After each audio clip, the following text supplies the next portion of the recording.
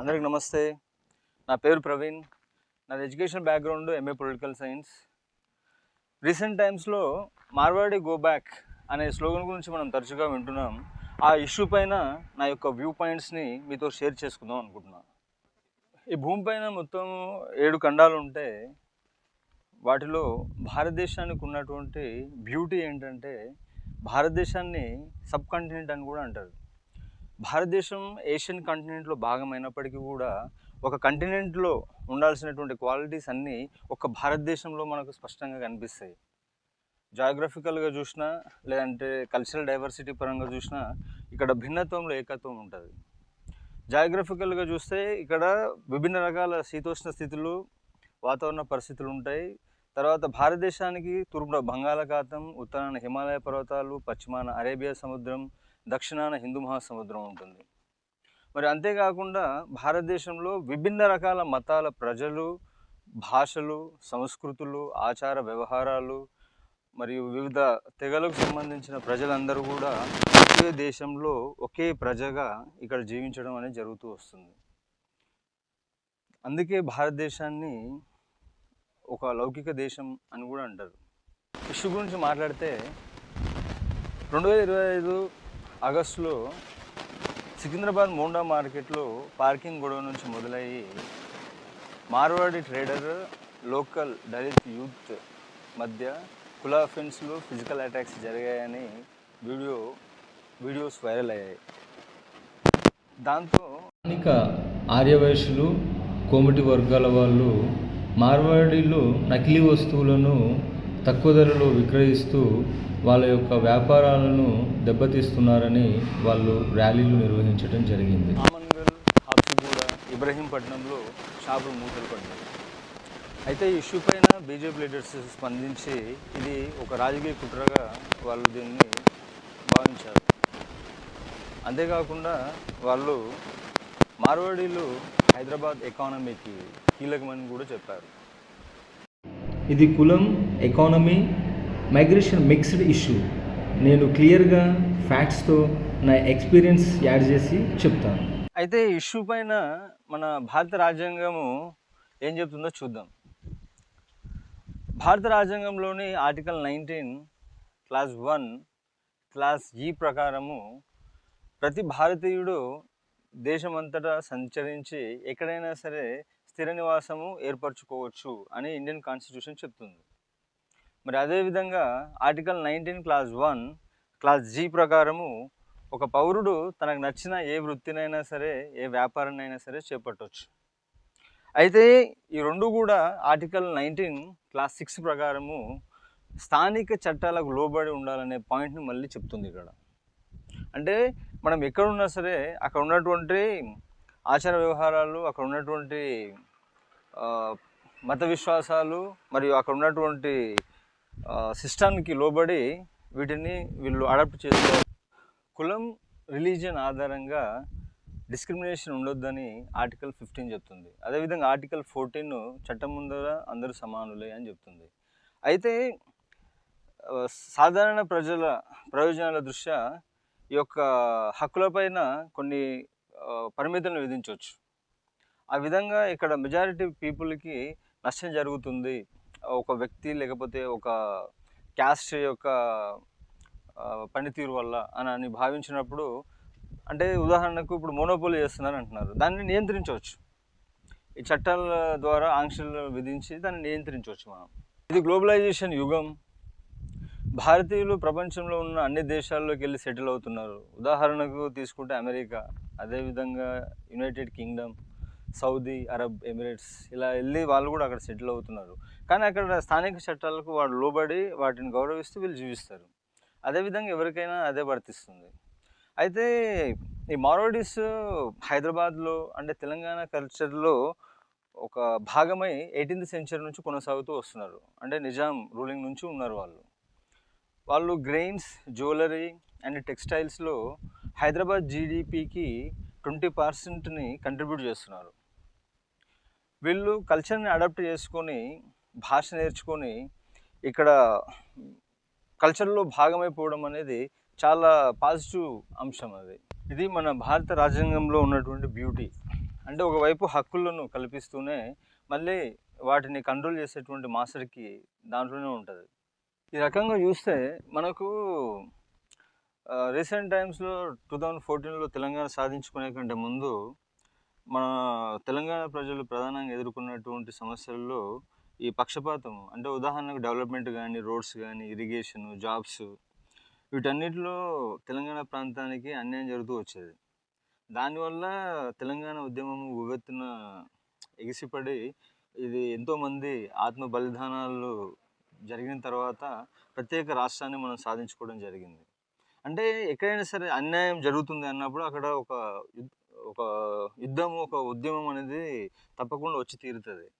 కాబట్టి వన్ సైడ్గా వెళ్ళి చేయడం అనేది అది ఏదైనా సరే కరెక్ట్ కాదు. మోనోపొలీ, ఇది డెమోక్రసీ కంట్రీ. మోనోపొలీ దీన్ని ఎవరు కూడా ఇక్కడ దీన్ని హర్షించరు. సో ఏంటంటే లెట్ లివ్, నువ్వు బ్రతుకు, వేరేను బ్రతకని. ఫేక్ ప్రోడక్ట్స్ని చౌకగా ఇస్తూ వాళ్ళ మార్కెట్ని, బిజినెసెస్ని దెబ్బతీస్తున్నారని స్థానికులు వాపోతున్నారు. అదేవిధంగా ట్విట్టర్లో దాంట్లో pan Parag batch go back అని చెప్పేసి 10K పోస్టులు వైరల్ అయినాయి. అంటే ఏదైనా సరే స్మూత్గా ఆపరేట్ చేసుకుంటూ మనం బ్రతుకుతూ వేలను కూడా బ్రతకనిస్తే అంతా సజావుగా వెళ్ళిపోతుంది. మార్వాడీస్ పాపులేషన్ చూస్తే తెలంగాణలో 3% కంటే తక్కువ ఉంటుంది. అంటే out of 4 crores Marwaris almost all ఇప్పుడు తెలంగాణలో ఉన్న మారుమూల గ్రామీణ ప్రాంతాలకు కూడా వీళ్ళు స్ప్రెడ్ అవటం అనేది జరిగింది, కనిపిస్తున్నారు మనకు అక్కడక్కడ.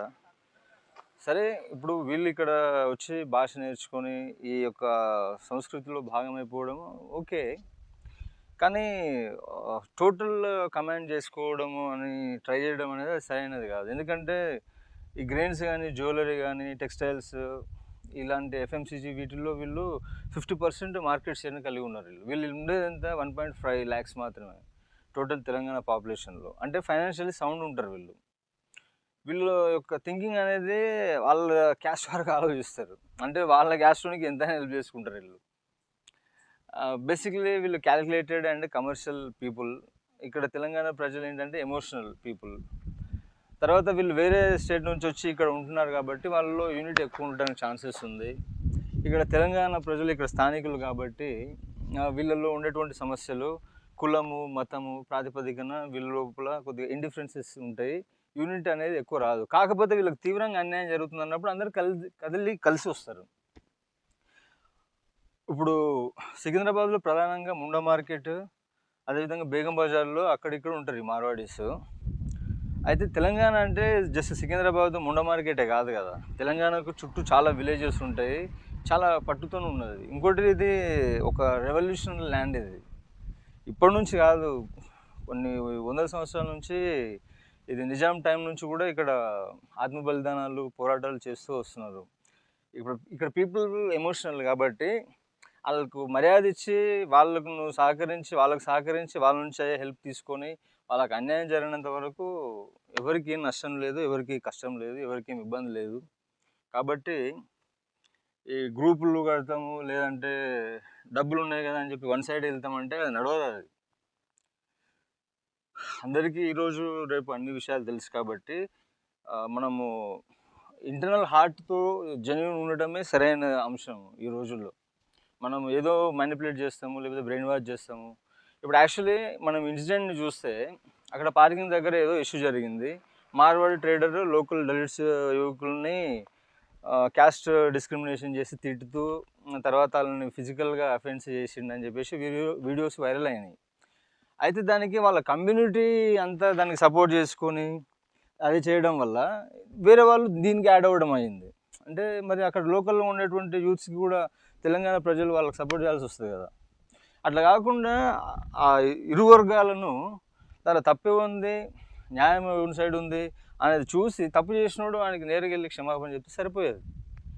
నా వెనుక నా కమ్యూనిటీ ఉంది, నేను నీ కమ్యూనిటీ ఉంది అంటే సిస్టమ్ అట్లా ఆపరేట్ కాదు కదా. తప్పు ఎవరు చేసిండో వానిపైన కేసు రిజిస్టర్ అవుతుంది. నీకు ఒకవేళ నువ్వు ఎప్పుడు ఇన్వాల్వ్ కావాలి, నీ అంతటి నువ్వు ఏదైనా ఒక అంశాన్ని నువ్వు మాట్లాడి సామరస్యంగా పరిష్కరించుకోగలిగితేనే నువ్వు ట్రై చేయాలి. అది నీ కంట్రోల్ లేదనుకున్నప్పుడు you better to go police. అంతేకాకుండా చట్టాన్ని మన చేతుల్లోకి తీసుకుంటాము, లేదంటే మేము దాడులు చేస్తాము అంటే ఎవరు ఊరుకుంటారు? డబ్బు ఉంది కదా అని వన్ సైడ్ చేస్తామంటే ఎవరు ఒప్పుకోరు కదా. కాబట్టి ఏంటంటే ఇది బాధాకరమైన విషయం ఏంటంటే భారతదేశానికి ఇండిపెండెన్స్ కోసం పోరాటం చేసే టైంలో కూడా కొంతమంది చెంచాలు ఉంటారు బ్రిటిష్ వాళ్ళ తరపున మాట్లాడటానికి. అదేవిధంగా తెలంగాణ ఉద్యమం టైంలో కూడా చెంచాలు. ఇట్లాంటి చిన్న చిన్న ఇన్సిడెంట్స్లో కూడా మళ్ళీ ఎవడో ఒకడు వస్తాడు. అరే తప్పు నీ కండ్ల ముందర కనిపిస్తుంది, అది తప్పురా అని ఎవడని చెప్పొచ్చు. తమ్ముడు తనవాడైనా ధర్మం సరిగ్గా చెప్పాలన్నారు పెద్దలు. నువ్వు ఏ కులం అయితే ఏంటిది, ఏ క్యాస్ట్ అయితే ఏంటిది, నా క్యాస్ట్ వాడు తప్పు చేస్తే అది తప్పు కాకుండా ఉపయోగపోతుందా? మనం ఈ యొక్క బ్రాడ్ మైండ్ని పెంచుకోవాలి. అందరూ భారతీయులు, మనం అందరం ఒకే దేశానికి చెందిన వాళ్ళం. మనం ముందుగా చెప్పుకున్నట్టు మనది ఒక గొప్ప కల్చర్ ఉన్న కంట్రీ. ఎంతోమంది ఆత్మ బలిదానాలు తోటి మనం సాధించుకున్న స్వతంత్రం ఇది, స్వతంత్ర భారతదేశం ఇది. ఇట్లాంటి భారతదేశంలో విభిన్న సంస్కృతులు ఉన్నాయి, క్యాస్టులు ఉన్నాయి. భిన్నత్వంలో ఏకత్వానికి నిదర్శనం మన భారతదేశం. కొంతమంది స్వార్థం కోసము, కొంతమంది ఈ క్షుద్రమైన భావాలను కలిగి ఉండి దీని అంతటిని మ్యానిపులేట్ చేస్తాము, దీన్నంతా కూడా డిస్ట్రాయ్ చేస్తాము. అంటే యాక్చువల్లీ వీళ్ళంతా పాపం చాలా సాత్వికంగా ఉంటారు. మార్వాడీస్ వాళ్ళ ఈ కల్చర్లో భాగం అయిపోయారు, చాలా ఫ్రెండ్లీగా ఉంటారు వాళ్ళు. నేను ఎప్పుడన్నా ఏదన్నా అవసరం మీద ఎవరితో వెళ్ళి మాట్లాడితే, నేను హిందీలో మాట్లాడితే, మనం బేసిక్గా హైదరాబాద్ అంతా కల్చర్ ఉంది కాబట్టి మనకు హిందీ, ఇంగ్లీషు, తెలుగు ఈ 3 వస్తాయి. మార్వాడితో వెళ్ళి మనం హిందీలో మాట్లాడితే వాళ్ళ వ్యాపార దక్షత చూడండి. మనం తెలుగు వాళ్ళమని వాడికి అర్థమవుతుంది కదా, మన స్కిన్ టోన్ బట్టి మనకు తెలుగులో సమాధానం ఇస్తాడు. మనం వేరే రిలీజియన్స్తో వెళ్ళి మాట్లాడితే వాడు మన తెలుగులో మాట్లాడితే హిందీలో అడుగుతాడు ఏదైనా. అంటే వాడు తెలుగులోకి రాడు. కానీ వీడు అట్లా కాదు, వీడు తెలుగులోకి వచ్చి చెప్తాడు మన హిందీలో అడిగిన. అది వాళ్ళకు ఉన్నటువంటి వ్యాపార దక్షత, వాళ్ళ ఫ్లెక్సిబిలిటీ. వాళ్ళకి end of the day business కావాలి, డబ్బులు రావాలి, వాళ్ళ కమ్యూనిటీ బాగుండాలి, వాళ్ళు బాగుండాలి, వాళ్ళే బాగుండాలి. అంతకు మించి వాళ్ళకి ఏది అవసరం లేదు. అంతవరకు ఉండండి, సంతోషమే. మీ కష్టం మీరు చేసుకొని మీరు బతకండి. కానీ వేరేళ్ళకి అన్యాయం చేస్తే మీకు అన్యాయం జరుగుతుంది. కాబట్టి మీకు అన్యాయం జరుగుద్దంటే వేరేకి చేయొద్దు. ఇదంతా ఒక సైకిల్. ఇది ఎప్పుడు ఒకలాగానే ఉండదు టైం. కాబట్టి పరిస్థితులను మనం అర్థం చేసుకుని మన యొక్క ఉద్దేశాలను మనం కొంచెం విశాలం చేసుకుంటే బెస్ట్ అది. ఎందుకంటే ఇక్కడ ఈ ల్యాండ్ మనకు అన్నీ ఇచ్చింది కదా, కొంచెం గ్రాటిట్యూడ్ ఉండాలి. ఇప్పుడు గ్రెయిన్స్ నువ్వు చేస్తున్నావు, లేకపోతే జ్యువెలరీ నువ్వు చేస్తున్నావు, లేకపోతే టెక్స్టైల్ నువ్వు చేస్తున్నావు అంటే టెక్స్టైల్ నీ దగ్గరికి ఎట్లా వస్తుంది? ఎవడో రైతు పంటేసి పత్తి పండిస్తే నీ దగ్గరికి అది వస్తుంది టెక్స్టైల్. గ్రెయిన్స్ ఎట్లా వస్తుంది? ఎవరో రైతు ఎక్కడో వ్యవసాయం చేసి తెల్లారులు పోయి మోటార్ల కాడ కాపులో ఉండి అక్కడ చెమటోడ్చి పని చేస్తే ఆ పంట మార్కెట్కి వచ్చి మీ కంట్రోల్లోకి వస్తుంది. అది తక్కువ లాభం వీళ్ళకు, ఎక్కువ క్యాష్ మీరు చేసుకుంటున్నారు. కృతజ్ఞత చూపేయండి కనీసం. వీళ్ళకు తెలియదు వ్యాపారం చేసుకోవడం, కానీ చేసుకుంటున్నారు, సంపాదించుకుంటున్నారు, సుఖంగా ఉంటున్నారు, ఏసీలలో